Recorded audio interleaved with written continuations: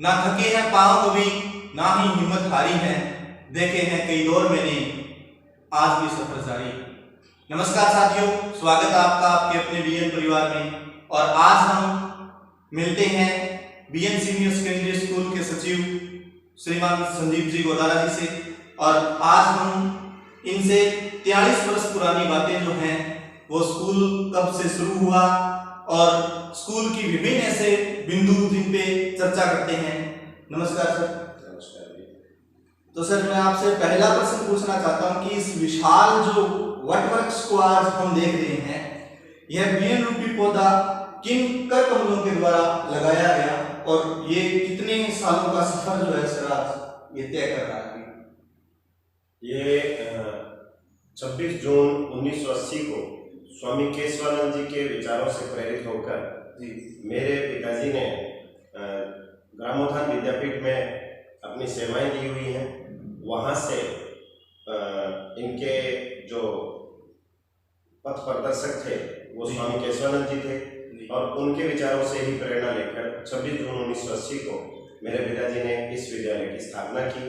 उस समय मैं कक्षा 3 का विद्यार्थी था और तीसरी से 8वीं तक का स्टूडेंट खुद इस विद्यालय का मैं रहा हूँ। जी सर। तो इतने लंबे समय में सर आपने अध्यापक के तौर पे, यहाँ पर स्टूडेंट के तौर पे विभिन्न रूपों में आपने स्कूल को देखा है। बहुत ही अच्छे तरीके से आपने बिल्कुल नजदीक से स्टूडेंट की लाइफ भी स्कूल में जी है, अध्यापक की, और अभी जो सचिव की जो आप पोस्ट पे यहाँ बैठे हो, इनमें आपको यानी कि आज से 20-25 साल पहले बच्चों में और आज की जनरेशन में आपको मेन रूप से क्या जो है वो अलग चीज डिफरेंट क्या दिखाई दे रहा है सर? डिफरेंट तो सबसे बड़ा तो ये है कि गुरु का जो आदर करने का एक तरीका होता था, वो उस समय के टीचर्स अगर पनिशमेंट देते थे तो हम जाकर अपने घर पे कभी नहीं कहते थे, क्योंकि पापा फिर अलग से पनिशमेंट देंगे, ऐसा एक माइंड में रहता था हर विद्यार्थी के। जो शायद आजकल मोबाइल फोन ने या कहें कि कोरोना काल के बाद में इस तरीके की टेंडेंसी बनती जा रही है कि जो आंखों के डॉक्टर हैं उनके पास पेशेंट्स की संख्या बढ़ गई है। दिन में 12 साल से नीचे के जो बच्चे हैं उनकी आंखों का जो फोकस है वो गड़बड़ हो गया है और बच्चे बहुत ज़्यादा मोबाइल यूज कर रहे हैं। माँ बाप से मेरी करबद्ध अपील कि आप अपने बच्चों को मोबाइल से दूर रखें, किसी भी प्रकार के खेल में डालें और किसी भी प्रकार का खेल खिलाएं, चाहे खुद उसके साथ बैडमिंटन खेलें, चाहे उसके साथ कैरम बोर्ड खेलें, चाहे उसके साथ कुछ भी खेलें, बट मोबाइल पे ना खेलें। मोबाइल एक ऐसा हानिकारक डिवाइस होता जा रहा है कि बच्चों को चिड़चिड़ापन, बच्चों में गुस्सा और ये चीज़ें मोबाइल से हो रही हैं। तो ये एक मोबाइल ऐसा डिवाइस हो गया है, परंतु इसके साथ साथ इसके कुछ फायदे भी हैं। जैसे कुछ बच्चे मोबाइल से ही पढ़कर मैथ्स में 100 में से 100 ले चुके हैं। उन्होंने अपना ऐप लिया और उसको मतलब उस तरीके से उन्होंने काम किया कि उस पे जाके बोर्ड की साइट पे जाके उन्होंने problemsolving.com पे जाकर प्रॉब्लम सॉल्व की हैं और वो बच्चे आज DU में पढ़ रहे हैं और उनको दृष्टि कोचिंग जो IAS की कोचिंग है वो हमारी बच्ची है अभिलाषा जो पढ़ के गई हुई है, उसको आज वो दृष्टि कोचिंग कहता है कि if you want to join us then you can join in only 10,000 rupees, जो लगभग 3 लाख रुपए का IPS की ट्रेनिंग देने का, IAS की ट्रेनिंग देने का उनका दृष्टि कोचिंग का जी का पैकेज है। वो मात्र हमारे विद्यालय की बच्ची ने मात्र 10,000 रुपए में प्राप्त कर लिया। आपको बधाई और बच्ची को भी बधाई। तो सर एक ऑनलाइन जो अभी विकल्प बन रहा है अलग से कि अभी ऑफलाइन स्कूल लग रहे हैं और ऑनलाइन भी नया विकल्प बन रहा है, तो आप ऑनलाइन के ऊपर क्या कहना चाहेंगे? सबसे बेहतर विकल्प कौन सा है, ऑनलाइन या ऑफलाइन, दोनों में से?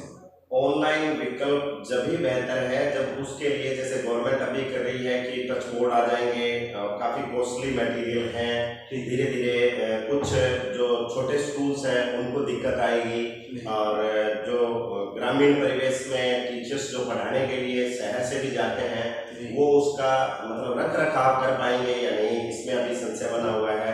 परंतु उसमें भी ये है कि एक थोड़े नॉलेज वाला आदमी भी उस टच बोर्ड पे पढ़ा सकेगा जिससे मोबाइल का नॉलेज होगा। तो ये एक चीज बच्चों के लिए मतलब जो इतिहास है हमारा उसको बुलाने का प्रयास मैं समझूंगा इसको, परंतु उसके अंदर साथ साथ सीखने को भी बहुत कुछ मिलेगा। बच्चे खुद जैसे अभी ये स्कीम अभी हरियाणा में चल रही है और हरियाणा में वो बच्चे इम्प्रूव कर रहे हैं उस चीज को, तो वही स्कीम राजस्थान में भी, और हमारी मैनेजमेंट मीटिंग में ये बात भी हुई है कि जल्द ही विद्यालय वैसे बोर्ड के साथ आपसे रूबरू होगा, ऐसी उम्मीद करता हूं। उसकी भी बताइए सर आपको। अच्छा जी, बच्चों के लिए आपकी स्पेशली फोन के बारे में जो आपने भी बोला, इसके अलावा आपको कौन कौन सी ऐसी चीजें हैं जो बच्चों को ध्यान में रखनी चाहिए पढ़ाई चलते वक्त या पढ़ाई के दौरान, या जब स्कूल वो क्रॉस कर जाते हैं, जैसे अभी +2 का रिजल्ट आया, उसकी भी आपको स्पेशल सर बहुत बहुत बधाई हो। आपने इतना अच्छा प्रयास किया, पूरी टीम ने बहुत मेहनत करवाई बच्चों को और आपका रिजल्ट जो है वो संग्रिया में टॉप रहा है। तो सर मैं ये पूछना चाहता हूँ आपसे कि फोन के अलावा और बच्चों को क्या किन चीजों पे ध्यान देना चाहिए जिसमें उनकी पढ़ाई मजबूत हो, उनका स्किल डेवलप। फोन के अलावा तो ये है कि बच्चे गेम्स में पार्टिसिपेट करते हैं। जैसे अभी हमने विद्यालय ने इसी साल 14 वर्षीय रोल बॉल स्टेट टूर्नामेंट करवाया जी, और उससे पहले जो मेरे स्टूडेंट रहे हैं देव मोदी, वो आए कि सर हमने बच्चों को स्केटिंग सिखानी है छुट्टियों में, और पिछली 1.5 महीने की जो छुट्टियां थी जी, गर्मियों के अवकाश के दौरान हमने उनको हमारी जो गैलरी है इसी में स्केटिंग सीखी उन बच्चों ने, इसी में हमारी टीम तैयार हुई और मुझे फख्र और गर्व है उस पूरी टीम पर कि वो 14 वर्षीय टीम मेरी डिस्ट्रिक्ट में विनर रही। और उसके बाद हमने डिसीजन लिया कि जो स्टेट का टूर्नामेंट है वो काफ़ी लेट हुआ था, जनवरी में जाके हुआ था, तो उससे पहले मैनेजमेंट द्वारा हेल्प करते हुए एक पीछे ग्राउंड बनवा दिया गया है 70x140 का, जिसपे सारे संग्रिया के बच्चे शाम को 4 से 7 बजे फोन नाम के डिवाइस से दूर रहते हैं। मैं तो ये कहूँ कि 3 घंटे वो बहुत बढ़िया ग्राउंड लगता है और बच्चे सब टायरों पे घूमते हैं, उनको देख के मन खुश हो जाता है। और उसमें हमारे 17 वर्षीय में भी 2 बच्चे स्टेट सिलेक्टेड हैं। बैडमिंटन में हमारी 19 वर्षीय टीम सेलेक्ट हुई, उसमें टीम हमारी विनर रही डिस्ट्रिक्ट में, और स्टेट में 2 बच्चे सिलेक्ट हुए। सपोई में हमारे 3 बच्चे स्टेट खेल के आए हैं, और उसके अलावा वॉलीबॉल में हमारे बच्चे सिलेक्ट हुए हैं। और उसके अलावा अपने एक जो नए गेम काफ़ी इसमें शामिल हुए जिसमें साइकिलिंग थी, तो उसमें भव्य झाझड़ा नाम का बच्चा जो है वो भी हमारा स्टेट खेल के आया है। और धीरज शर्मा नाम का जो स्टूडेंट है वो लॉन्ग जंप में डिस्ट्रिक्ट में टॉपर रहा था, स्टेट लेवल पे उसकी पोजीशन रही है। तो इस तरीके से पढ़ाई के साथ साथ मुझे ये लगता है कि अब के साल जो था वो हमारा गेम्स पे भी पूरा फोकस था। और आने वाले समय में मैं यही कहूँगा कि बैडमिंटन की, वॉलीबॉल की और इनके कोर्ट भी विद्यालय बनाने की सोच रहा है। नेक्स्ट मीटिंग जो मैनेजमेंट की होगी उसमें ये बातें मैं उठाऊंगा, क्योंकि गार्जियंस की डिमांड के अनुसार चलने वाला ये विद्यालय अपने 43 वर्ष पूरे कर चुका है। और इसी वर्ष जो एक नया कुछ सर ने कहा था 1 मई को, वो भी मैंने सर न्यूज़पेपर में पढ़ा था, चेयरमैन सर ने जो अनाउंसमेंट की थी कि मजदूर दिवस पर मजदूर वर्ग के सभी बच्चों को एक विशेष उपहार दिया जाएगा। तो मैं उसके बारे में भी जानना चाहता हूँ कि वो क्या उपहार क्या है।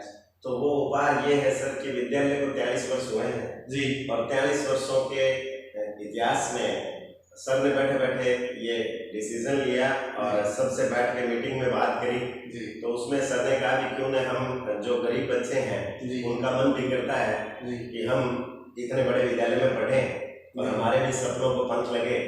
तो उन्हीं सपनों को पंख लगाने के लिए सर ने कहा कि जिसके पास भवन निर्माण का जो कार्ड है, ये कार्ड आता है, वो कार्ड अगर गार्जियन के पास होगा, वो सर राजस्थान गवर्नमेंट या स्टेट? राजस्थान गवर्नमेंट का है। अच्छा। तो वो राजस्थान गवर्नमेंट द्वारा प्रोवाइड कराया जाता है। और उसमें क्या है कि एक तो ई श्रम कार्ड आता है, वो तो अलग होता है, वो हर एक आदमी के लिए होता है। बट जो मजदूर जो निर्माण कार्य में जिन्होंने सहयोग किया है उनके लिए, चाहे उनके फादर ने विद्यालय बनाने में सहयोग किया है या नहीं किया है, वो मैटर नहीं है। मैटर ये है कि मजदूरों का जो कार्य है उसको सैल्यूट करते हुए विद्यालय ने इस साल उनकी जो शिक्षण शुल्क है उसमें 43 बच्चों को 43 पहले आओ पहले पाओ के आधार पे हाँ जी 43 हिंदी मीडियम में और 43 इंग्लिश मीडियम में, इंग्लिश बेटा बेटी एक समान। जी जो पहले आएंगे उनको पहले के हिसाब से 43% फीस में छूट मिलेगी। जी अगले साल ये 44 में चला जाएगा, 44% छूट मिलेगी पहले 44 स्टूडेंट्स को, ठीक और उसके बाद अगले साल 45 में चला जाएगा। साल दर मुझे साल। लगता है कि साल दर साल इसको मैं करवा पाऊंगा। मेरी अगली मीटिंग में भी ये प्रस्ताव मैं रख पाऊंगा कि इसको हमेशा के लिए आगे बढ़ा दिया जाए। आपने इतना समय निकाला सर, इसके लिए आपका बहुत बहुत धन्यवाद। तो